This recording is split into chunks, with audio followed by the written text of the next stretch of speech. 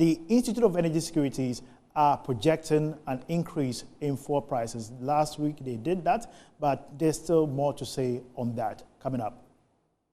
Despite the international increase in petrol prices and the depreciation of Ghana cedi, these factors are unlikely to cause a price hike in the first half of July. The IES has highlighted several factors that affected the performance of these commodities in the first half of 2023. These include global delayed demand caused by China's COVID-19 restrictions, as well as the banking crisis and issues in the USA.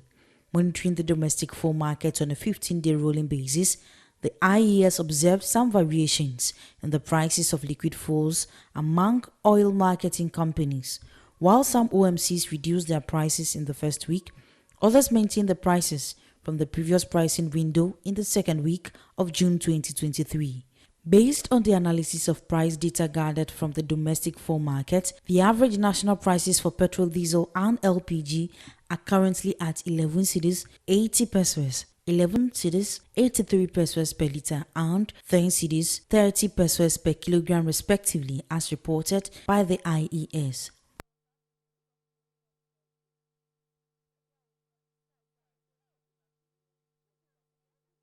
So we are still live here on Metro TV, where the show is Metro Business Week.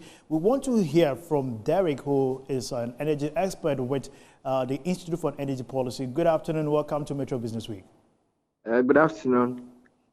Great. Your projection seems to have come to life in terms of the fuel prices seeing an upward adjustment by more than 5%. With all these being said, in your release, you made mention that we are likely to see a subsequent increase due to some factors. What are these factors and how much more should we be looking forward to? Okay, thank you for the opportunity. Basically, going to the first pricing window of August, we expect some prices to petroleum products to go up, and it was evidently clear. Now, going forward for the second pricing window of August, two major factors account for price changes for petroleum price changes at the various pumps. The first one is the international market prices, and then the second one is the exchange rate.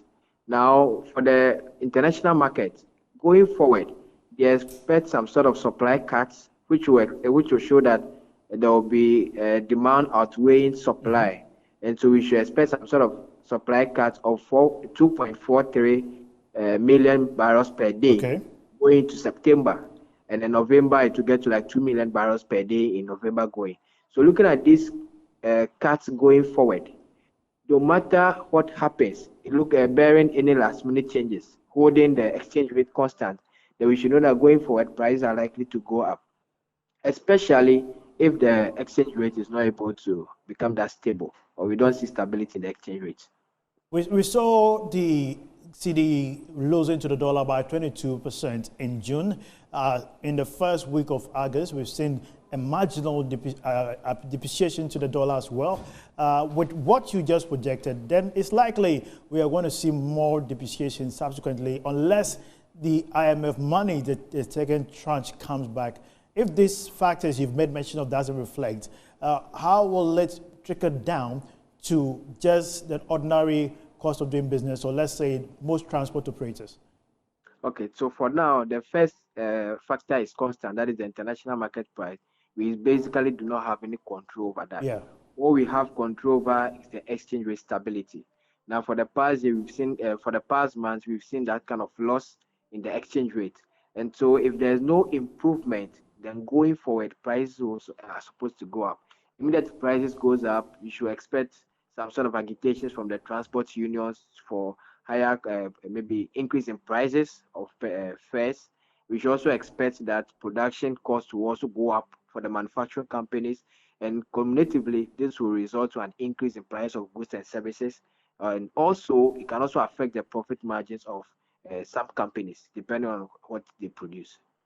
Many have wondered, how is it that some OMCs are able to bring down their prices to reflect market happenings, while some hike their prices as against what should necessarily be something that consumers should benefit? What brings about these discrepancies?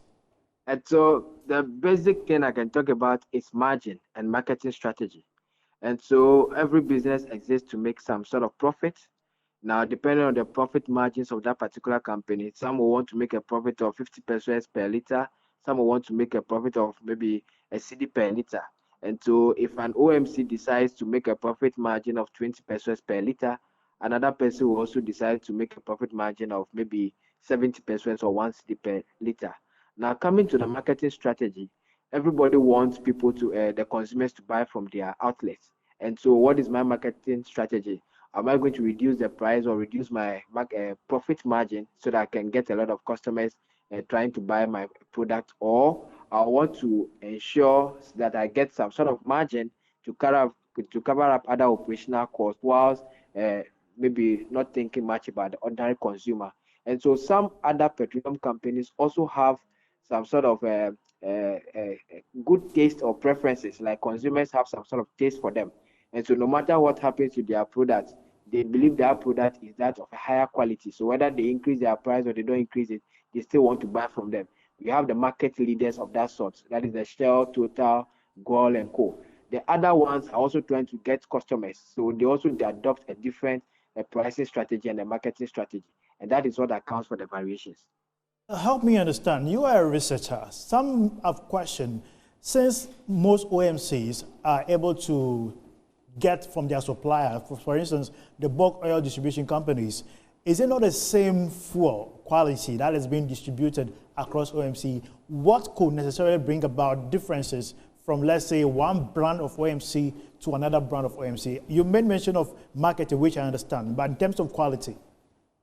And so for quality, it's the more or less the work of NPA to ensure that the fuel that are being sold at the various outlets is of a higher quality.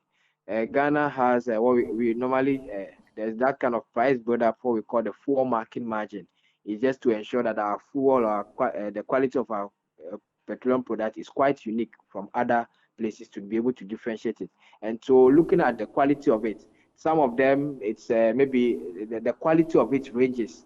We have those who sell it at 95 for petrol. We have those that will sell it at 93, depending on where they get it from.